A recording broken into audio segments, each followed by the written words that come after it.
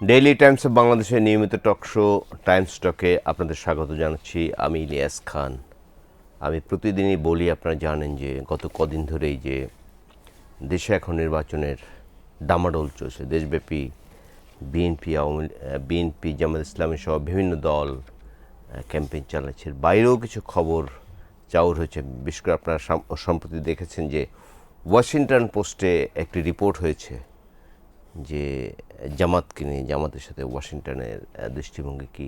এমনও প্রশ্ন উঠেছে এখন, যেমন বিএনপি দুজন নেতা কালকে বলেছেন যে ওয়াশিংটনের সঙ্গে জামাতের এক ধরনের চুক্তি হয়েছে এবং গোপন চুক্তি হয়েছে। বলছেন এর পাল্টা জবাব হিসেবে আজকে জামাতের যিনি নায়েবে আমির জনাব আবদুল্লাহ মোহাম্মদ তাহের, তিনি বলেছেন গোপন চুক্তি হয়ে থাকলে বিএনপি যদি জানে সেটি প্রকাশ করুক। এসব বিষয় নিয়ে আজকে আলোচনা করব। আমাদের স্টুডিওতে উপস্থিত আছেন ভয়েস বাংলার সম্পাদক সিনিয়র সাংবাদিক জনাব মোস্তফা ফিরোজ। আমার ভূমিকায় আপনি শুনলেন যে আমি কী বিষয়ে আলোচনা করতে চাই। আরও অনেক বিষয় আসবে, তো এই বিষয়ে যদি আপনি কিছু বলেন। আসলে এটা ঠিকই ডাক্তার তাহের যেটি বলেছেন যে এটা তো প্রমাণিত কোনো বিষয় নেই, কোনো কিছু প্রমাণিত থাকে না। যেমন কূটনীতিকদের সাথে ভারত জামাতের আমিরের সাক্ষাতের বিষয়টা, সেটাও তো কোনো ডকুমেন্ট ছিল না, পরে বাইদা বাই জানা গেল, তখন সামনে আসলো।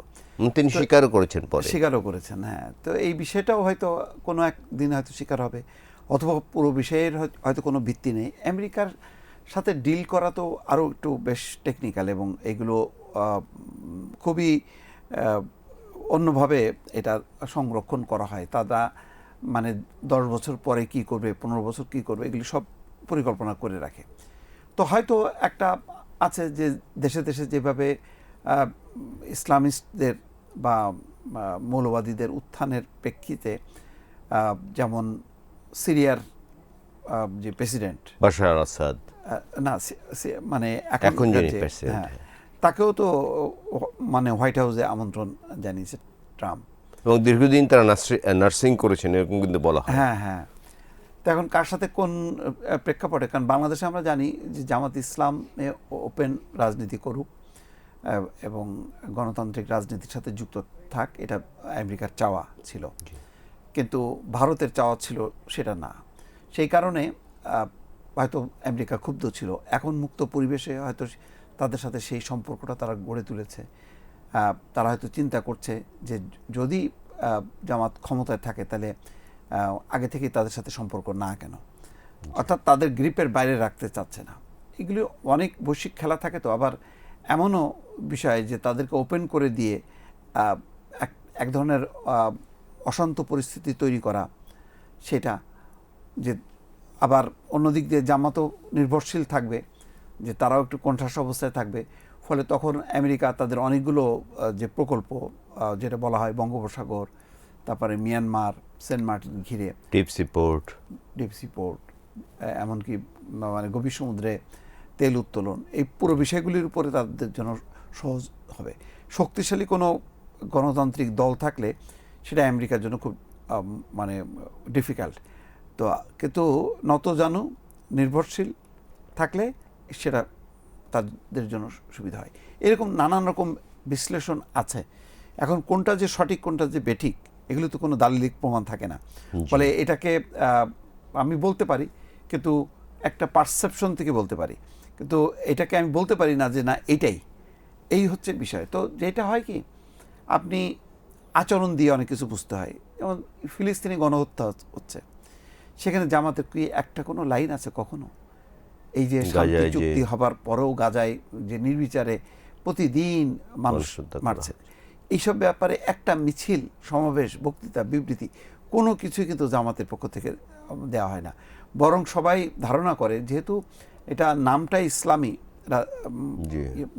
নামের সঙ্গে যুক্ত আছে, ফলে তারা বেশি সোচ্চার থাকবে।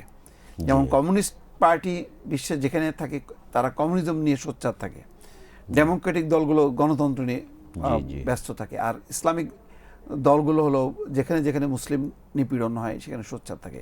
তা আমাদের এখানে জামাত ইসলাম অদ্ভুত ব্যাপার, তারা এই ব্যাপারে কোনো কথাই বলে না। তাহলে কি ক্ষমতায় যাওয়ার জন্য তারা এসব করছে? হতে পারে তারা আমেরিকার আনুকূল্য চায়, তারা দেখাতে চায় যে না আমরা তোমরা যেভাবে বলবো আমরা সেভাবে চলতে চাই, আমাদের নামটাই থাকবে ইসলাম, কিন্তু বাকি সবগুলো তোমাদের সাথে আমরা থাকবো, এরকম হয়তো কমিটমেন্ট। এবং তারা কিন্তু বলেছে, আপনি নিশ্চয়ই আপনি জানেন যে তারা ক্ষমতায় আসলে শরিয়া আইন অনুযায়ী দেশ চালাবে না, তারা প্রচলিত আইন অনুযায়ী দেশ চালাবে। এটা তো ইসলামের সঙ্গে সাংঘর্ষিক। এটা তো ইসলামী আন্দোলন এই জিনিসটা ফাঁস করলো। জি, তারাই বলল যে তারা খ্রিস্টান সম্প্রদায়ের সঙ্গে বৈঠক করেছে এবং সেখানে কমিটমেন্ট করেছে যে তারা শরিয়া আইন করবে না, বাস্তবায়ন করবে না, এবং তারা বর্তমান যেই কাঠামো আছে এই কাঠামোর মধ্যেই তারা থাকবে, এর বাইরে তারা যাবে না।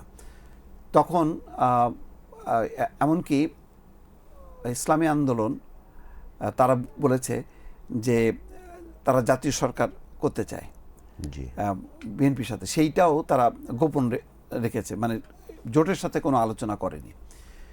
তো এখন এই বিষয়গুলো যে তাহলে যদি জাতীয় সরকারে যায়, তা জাতীয় সরকারের সেখানে মেইন পার্ট তো হলো বিএনপি। তো বিএনপি কি চায়? বিএনপি তো এই কাঠামো, এই সংবিধান রেখেই চলতে চায়, কিন্তু জামাতে ইসলাম তো এটা স্বাভাবিকভাবেই একটা ধারণা করা যায় যে এই দলগুলো তারা ইসলামিক রাষ্ট্র প্রতিষ্ঠা করবে, ইসলামী আদর্শ বাস্তবায়ন করবে। ইসলামী আদর্শ বাস্তবায়ন করতে গেলে শরিয়া আইনের কোনো বিকল্প নেই, জি, সব দেশে তাই। জি। তাহলে তারা আসলে কোনটা? এটা নিয়েই তো একটা স্ববিরোধিতা বা প্রতারণা, যে তুমি ইসলামের কথা বলতেছো, কখনো কখনো বলতেছো যে এটা করবো এটা করবো। এই যে স্ববিরোধিতা আপনি বললেন, এটি কি নির্বাচনে প্রভাব পড়তে পারে?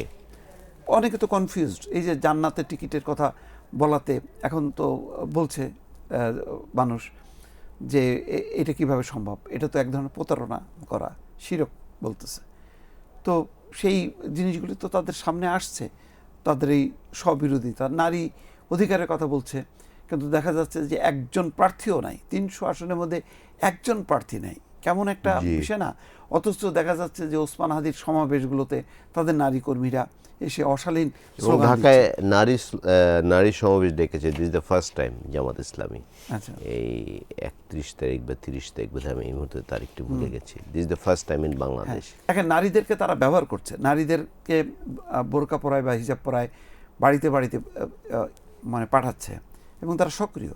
ওসমান হাদির সমাবেশও তারা আছে, এবং সেখানে কিছু অশালীন স্লোগানও তারা ধরছে, সবই করতেছে তাদের কথা অনুযায়ী। কিন্তু তারা কিন্তু নারীদেরকে ক্ষমতায়ন করার জন্য অন্তত সিম্বলিক ইস্যুতে যদি একজন দিত তাহলে বোঝা যেত। এবং তারা যে কোনো নারীকে অ্যাকসেপ্ট করবে না, এমনকি তার দলের বাইরের জোটেও। এই কারণে তাসনুভা জামিন তারা কিন্তু রিজাইন করে আসলো। সামান্তা শারমিন তারা আসলো কেন? তারা জানে এই জোটের মূল পার্টনার হচ্ছে জামাত ইসলাম, যে জামাত ইসলাম কখনো এমপি পদে কোনো নারীকে তাদের দলের এবং জোটের কাউকে অ্যালাউ করবে না। বাট তারা কিন্তু হিন্দু একজন সংখ্যালঘুকে দিয়ে, এটাও দেখেন স্ববিরোধিতা এবং প্রতারণা কি, এটাও তো মেলে না। এটা জামাত ইসলাম অতীতে কখনোই করেনি, এখন অনেক কিছু করতেছে। মেজর আক্তারের মতন লোককে তারা আনতেছে তাদের দলে। তো কর্নেল অলি আহমেদ, কর্নেল অলি আহমেদকে যে আনছে, কর্নেল অলি আহমেদকে জানে না যে জামাত ইসলামের 71 মুক্তিযুদ্ধের সময় তাদের কি ভূমিকা ছিল? তাদের এটার সাথে স্ট্যান্ডের সাথে তো এটা যায় না। মানে মেজর আক্তার বা কর্নেল অলি, অথবা ওই যে সাতক্ষীরার যে হিন্দু ভদ্রলোক যাকে এমপি পদে দিল, কৃষ্ণ নন্দী, তো এইগুলি মিলছে না, তারপরেও করতেছে। এটা একটা পশ্চিমা ওয়ার্ল্ডকে বা সাধারণ মানুষকে দেখানো যে আমরা তো অন্য গণতান্ত্রিক দলের মতনই আমরা কাজ করি। তা এইটাকে লুকানোর জন্য দেখেন এইবার তারা কি করলো, এনসিপিকে নিয়ে আসলো সামনে, জুলাই যুদ্ধ থাকলো একদিকে, আরেক দিক দিয়ে 71 নিয়ে আসলো, পেছনে কিন্তু তারা থাকলো। তারা না 24 না 71 কোনোটার সাথে কিন্তু এটা মেলে না। তাদের জামাত ইসলামীর এখনো অনুযায়ী তারা তাদের সংবিধান কিন্তু বা গঠনতন্ত্র তারা কিন্তু পাল্টায়নি। সেখানে পরিষ্কারভাবে আছে যে তারা ইসলামের আদর্শ মূল্যবোধের ভিত্তিতে রাষ্ট্র প্রতিষ্ঠা করবে, ইসলামের। তাহলে সেখানে গণতন্ত্র কোথায় থাকলো? গণতন্ত্র থাকলো না। তো এনসিপি কি ইসলামিক দল না? তারা হচ্ছে মধ্যপন্থা গণতান্ত্রিক দল। আমি জানি না এখন তলে তলে কি আছে, এখন এখানে তো গুপ্ত সুপ্ত মিলায়, উপরে একটা খোলস ভেতরে আর একটা, জানি না, কিন্তু দৃশ্যত যেটা অফিসিয়াল যেটা রেকর্ড, সেই রেকর্ড তো বলে ওইটা একটা গণতান্ত্রিক দল। কর্নেল অলি স্বাধীনতা মুক্তিযুদ্ধ, যার মূল এটাই হচ্ছে বাংলাদেশে গণতন্ত্র প্রতিষ্ঠা করা, তো সেইগুলির সাথে তো মিলল না, কিন্তু শুধু ক্ষমতার জন্য বা মানুষকে একটু এক ধরনের ইয়ে করা, মানে বিভ্রান্তির মধ্যে ফেলার জন্য কিন্তু তারা এই শক্তিগুলোকে নিয়ে, সোজা বাংলায় ভোট যে কোনোভাবে আপনি আপনার কথার শুরুতে একটি কথা বলেছেন, আমি সেই প্রসঙ্গে একটু যাই। আপনি বলেছেন যুক্তরাষ্ট্রের সঙ্গে জামাতের এক ধরনের সখ্যতা বা ভালো সম্পর্ক সৃষ্টি হচ্ছে, বাট ভারত এভাবে জামাতের সঙ্গে ভালো সম্পর্ক করতে পারছে না বা করেনি। তো আপনি নিশ্চয়ই, আমরা দীর্ঘদিন ধরে শুনে আসছি যে ওয়াশিংটন দিল্লির চোখে বাংলাদেশকে সবসময় দেখে, বাট এখন কি সেটা বন্ধ করে দিয়েছে? এখন কি দিল্লির চোখে দেখছে না? এখন দেখছে না এই কারণে 5ই আগস্টের পট পরিবর্তনের পর এখানে তো শুধু আওয়ামী লীগের পতন হয়নি, একই সঙ্গে ভারতেরও পতন ঘটছে, ভারত তাই মনে করে। তো সেই কারণে তারা বাংলাদেশের মানে তাদের যে মূল সহযোগী শেখ হাসিনাকে দিল্লিতে আশ্রয় দিয়েছে, অন্যান্য নেতাদেরকে আশ্রয় দিয়েছে। তো এই রাজনৈতিক পট পরিবর্তনটা বা মার্কিন যুক্তরাষ্ট্র জানে বলেই তারা বুঝতে পারছে যে ভারতকে দিয়ে এখন আর বাংলাদেশে প্রবেশ করা যাবে না। আর ভারতের নরেন্দ্র মোদী সাম্প্রতিক সময় তারা রাশিয়ার দিকে ঝুঁকছে, স্বার্থের জন্য চীনের দিকেও যাচ্ছে, ফলে মানে ঠিক ওই ধরনের একেবারে পার্মানেন্ট এক নম্বর বন্ধু সেটা না। আগে তারা কৌশলগতভাবে এই অঞ্চলে ভারতকে রাখতো চীনকে মোকাবেলা করার জন্য, কিন্তু ভারত এক জায়গায় স্থির থাকছে না। তো সেই কারণে তারা মনে করছে যে এখন যদি আমরা সরাসরি বাংলাদেশের সাথে সম্পর্কটা স্থাপন করি, তাহলে বাংলাদেশ একেবারে আমাদের উপর ভরসা করবে এবং আমরা বাংলাদেশকে ব্যবহার করতে পারবো, এই অঞ্চলের নিরাপত্তা কৌশলগুলো সাজাতে পারবো। সম্ভবত সেই সব কারণে তারা জামাতের দিকেও মানে হাত বাড়িয়ে রেখেছে, যদি জামাত ক্ষমতায় আসে তাহলে জামাতকে তারা ব্যবহার করবে। এটা কোন সুযোগ আছে? হাউ ডু থিংক জামাতে এইটা তো এখন মানে বলাটা অগ্রিম হবে। মানুষের মাইন্ড সেট কি, গত 15 বছরে ভোটের প্যাটার্নটা তো চেঞ্জ হয়ে গেছে। আগে এবং কলেজ সংসদ নির্বাচনগুলোতে কিন্তু বা ইউনিভার্সিটি নির্বাচনগুলো কিন্তু তারা ভালো করেছে, আপনি দেখবেন যে না ভালো করলেও তরুণরা যে এখন প্রতিনিধিত্ব করে না মানে পুরো সোসাইটিকে, তার প্রমাণ হলো যে এখন তাহলে বৈষম্য বিরোধী ছাত্র আন্দোলন, নাহিদদের দলবল তাদের ইউনিভার্সিটিতে তো কোনো অস্তিত্বই নেই। আচ্ছা আচ্ছা, তাহলে এটা তো মিলল না। তার মানে ওখানে একটা দল, তার মানে দল সাংগঠনিকভাবে শক্তিশালী ছিল, তার একটা প্রতিফলন ঘটছে। আর বৈষম্য বিরোধী ছাত্র আন্দোলন তরুণদের মানে নেতৃত্ব অভ্যুত্থান হয়, কিন্তু কোনো ভার্সিটিতে জিততে পারে না। তার মানে তরুণরা জাতিকে, সোসাইটিকে রিপ্রেজেন্ট করছে না। তাদের পরে যে প্রত্যাশা ছিল, ভরসা ছিল, সেই ভরসার জায়গাটা সরে গেছে। ফলে জাতীয় নির্বাচনের এটার কোনো আসলে প্রভাব নেই। তবে জাতীয় নির্বাচনের মডেলটা এত বেশি বিভ্রান্তকর, এত বেশি ফ্ল্যাকচুয়েট করছে, কারণ গত 15 বছরে শেখ হাসিনার পুরো রাজনীতিটা চেঞ্জ করে দিছে। ভোটের মাঠে ধানের শীষও ছিল না, দাঁড়িপাল্লাও ছিল না। 15টা বছর শুধু নৌকা ছিল। এখন হঠাৎ করে নৌকা উধাও হতে গত 15 বছরে প্রচুর ভোটার আসছে, যারা এখন ভোট দেবে 4 কোটি। এই 4 কোটি ভোটার তাদের মাইন্ডসেটটা কি? এটা যদি আমি 2008-এর হিসাব করি এটা ভুল হবে, বা তার আগের হিসাব করলে ভুল হবে। এই 15 বছরটা এই 4 কোটি ভোটার তাদের পরিবর্তনটা কী হয়েছে, এটা কিন্তু যতক্ষণ না পর্যন্ত একটা স্বচ্ছ নির্বাচন না হবে ততক্ষণ পর্যন্ত কিন্তু বোঝা যাচ্ছে না। যার জন্য এখন জামাত ইসলাম কখনোই মূল প্রতিদ্বন্দ্বী হয়নি, কিন্তু ঘটনাক্রমে আজকে মূল প্রতিদ্বন্দ্বী। বিএনপি কখনোই গত বেগম খালেদা জিয়া ছাড়া নির্বাচন করেনি, সর্বশেষ 2018 সালে করছে, তাও সেখানে নেতৃত্ব ছিল ডক্টর কামাল হোসেন। এখন তারেক রহমান তার নেতা। জামাত ইসলামের নেতাও নতুন, এবং আগে প্রধান দুই দলের নেত্রী ছিল হচ্ছে শেখ হাসিনা এবং খালেদা জিয়া, কেউই নাই। ফলে সব কিছু একটা আমূল পরিবর্তন হয়েছে। এই পরিবর্তনের ফলে ভোটের মাঠের চিত্রটা কি দাঁড়াবে এটা কিন্তু এখন বলা মুশকিল। আপনি তরুণ ভোটারদের কথা বললেন, এবং তরুণ প্রার্থীর কথা বলি এবার। আপনি জানেন যে নাসিরউদ্দিন পাটোয়ারি, তিনি ঢাকা 8 আসন থেকে নির্বাচন করছেন। তো এর আগে একদিন তার উপর পচা ডিম ছুড়ে দেওয়া হয়েছে, নিশ্চয়ই আপনার চোখে দিয়ে যায়নি, এবং আজকে ডিম এবং ময়লা পানি আবার দেওয়া হয়েছে। এগুলো কী ধরনের সংস্কৃতি, আমাদের নির্বাচনী সংস্কৃতি, বা কী ধরনের অ্যাক্টিভিটিস, আপনি কি বলবেন? না, এটা তো একেবারেই ভালো কাজ না। এই ধরনের মানে প্রবণতা যদি এখনই থামানো না যায়, এটা বাড়তে থাকবে, তাহলে দুর্বল প্রার্থীরা ভোটের মাঠে থাকবে না। নাসিরুদ্দিন পাটোয়ারির তার বক্তব্য, বডি ল্যাঙ্গুয়েজ এবং যেভাবে অভিযুক্ত করছে একজন প্রার্থীকে, এটা নির্বাচন আচরণবিধির আমি মনে করি লঙ্ঘন। সেটা অন্য জিনিস, এবং তার এই কথাবার্তাগুলো আমার নিজের পছন্দ হয় না, কিন্তু তার অধিকারের ব্যাপারে তো আমি সেটাকে সমর্থন করতে পারি না।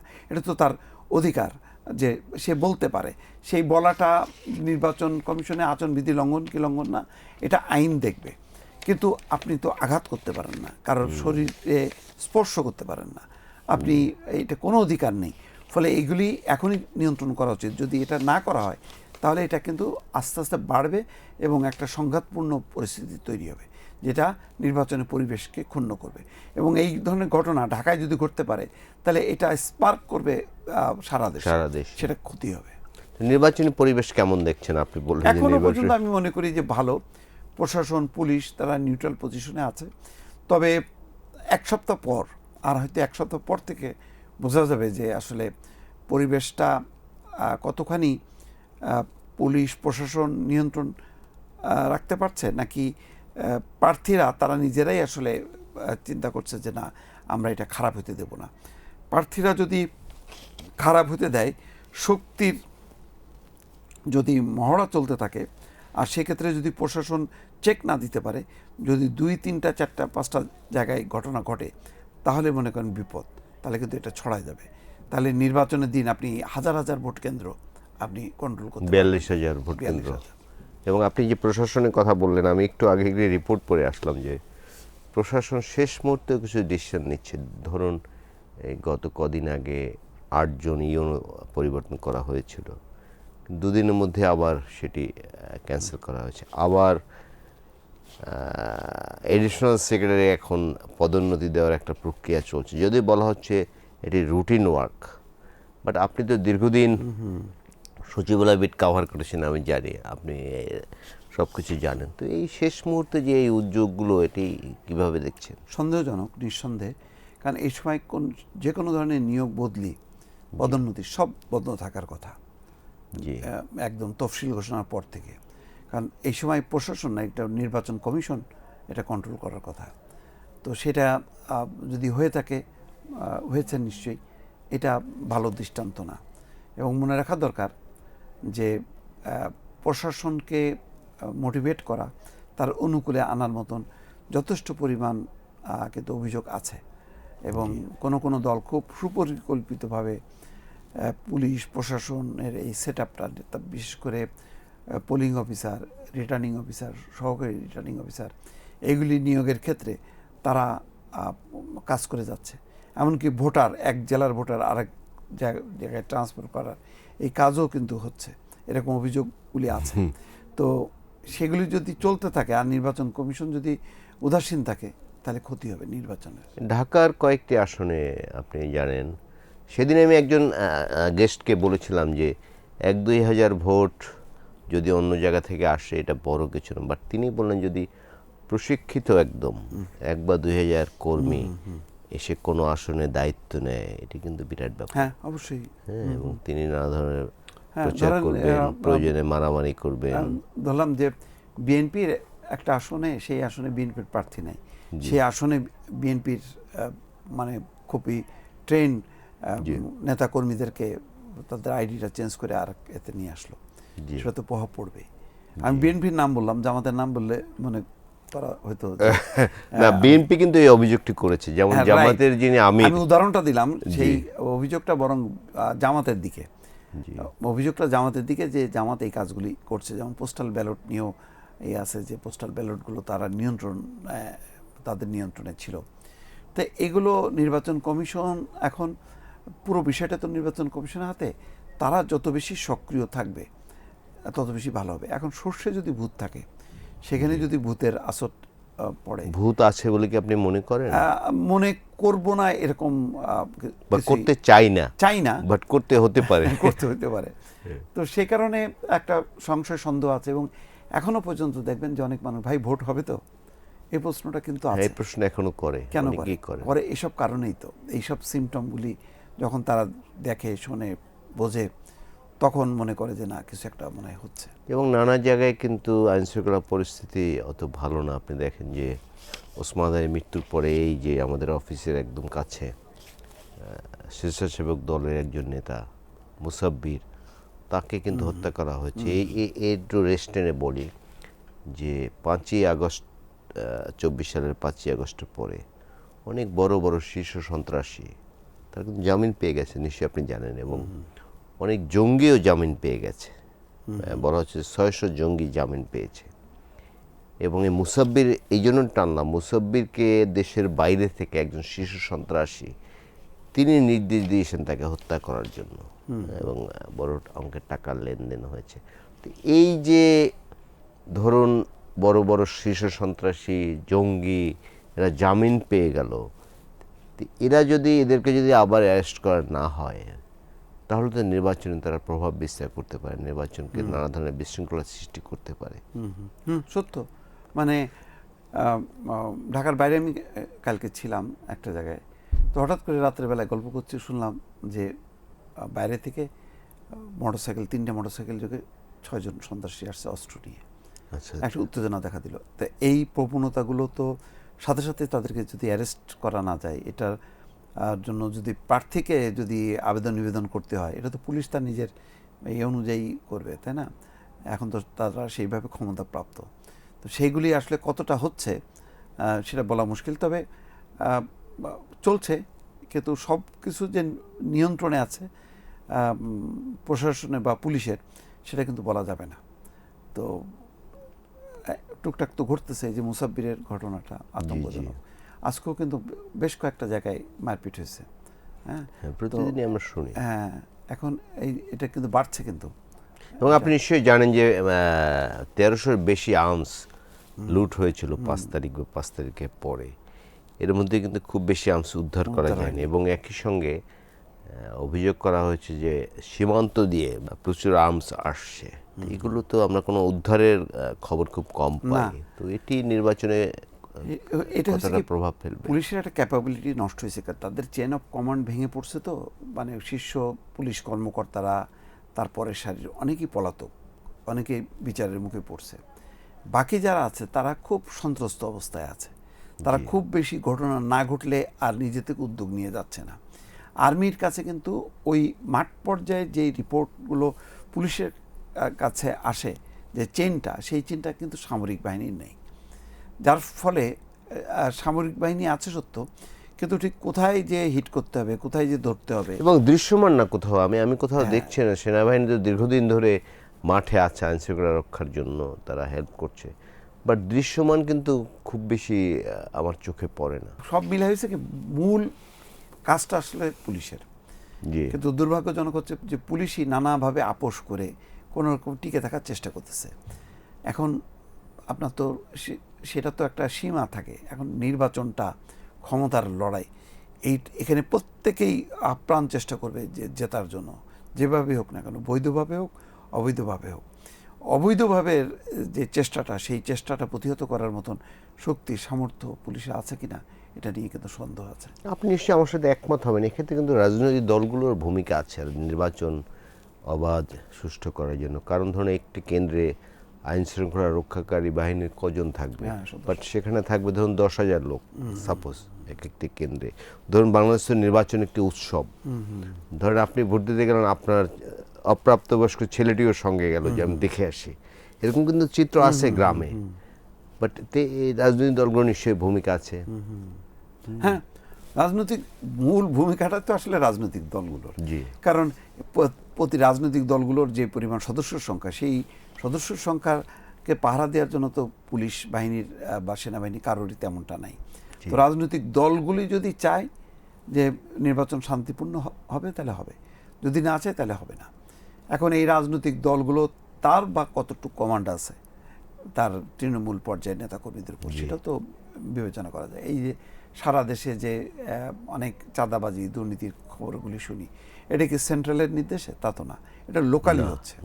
তো সেই লোকালি ঘটে যাচ্ছে, তারপর অ্যাকশন নেওয়া হচ্ছে, কাজ হচ্ছে না।